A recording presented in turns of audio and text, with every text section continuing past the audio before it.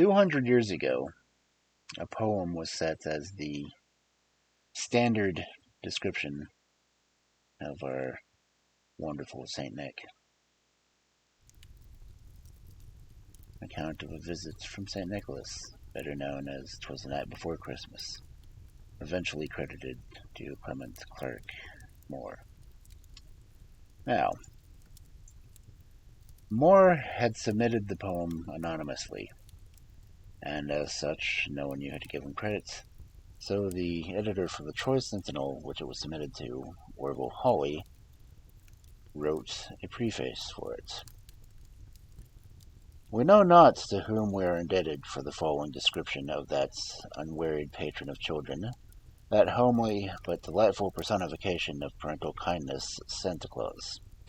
His costume and his equipage, as he goes about visiting the firesides of his happy land, laden with the Christmas bounties, but from whomsoever it may come, we give thanks for it. There is, to our apprehension, a spirit of cordial goodness in it, a playfulness of fancy, and a benevolent alacrity to enter into the feelings and promote the simple pleasures of children, which are altogether charming.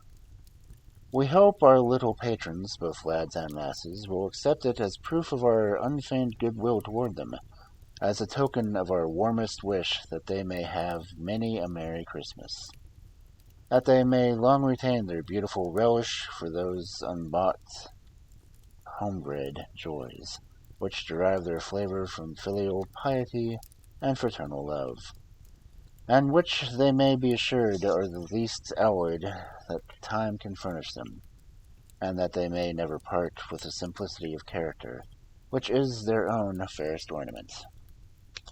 And for the sake which they have been pronounced, by authority which none can gainsay, the types of such as shall inherit the kingdom of heaven. And as printed for the Sentinel, account of a visit from St. Nicholas. 'Twas the night before Christmas, when all through the house not a creature was stirring, not even a mouse. The stockings were hung by the chimney with care, in hopes that St. Nicholas soon would be there.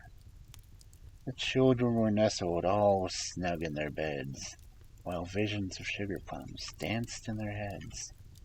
And Mamma in her kerchief, and I in my cap, had just settled our brains for a long winter's nap, when out on the lawn there arose such a clatter, I sprang from the bed to see what was the matter. Away to the window I flew like a flash, tore open the shutters, and threw up the sash. The moon, on the breast of the new-fallen snow, gave the luster of midday to objects below, when what to my wandering eyes should appear but a miniature sleigh and 8 tiny reindeer, with a little old driver so lively and quick.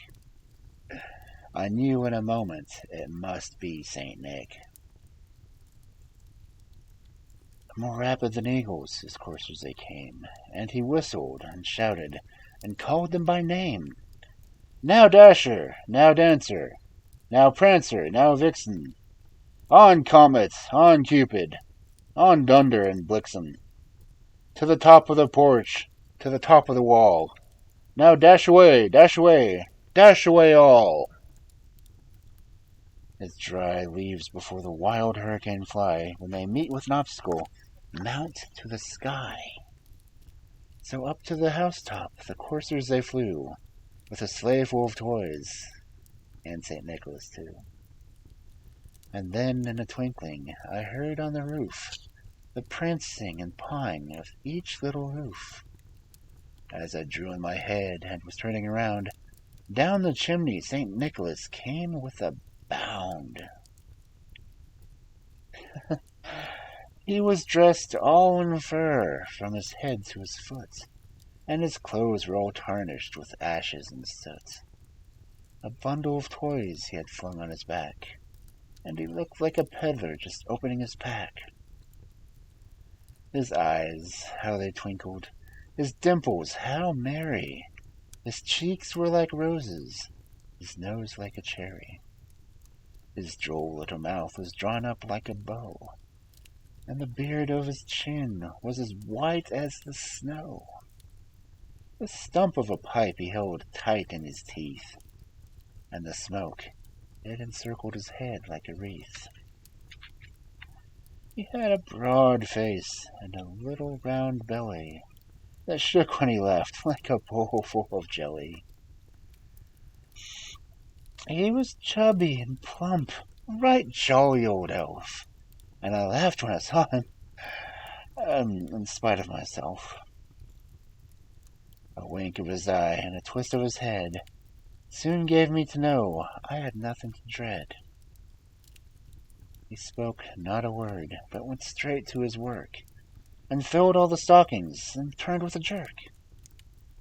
And laying a finger side of his nose, and giving a nod, up the chimney he rose. He sprung to his sleigh, to his team gave a whistle, and away they all flew like the down of a thistle. But I heard him exclaim ere he drove out of sight, "Happy Christmas to all, and to all a good night!"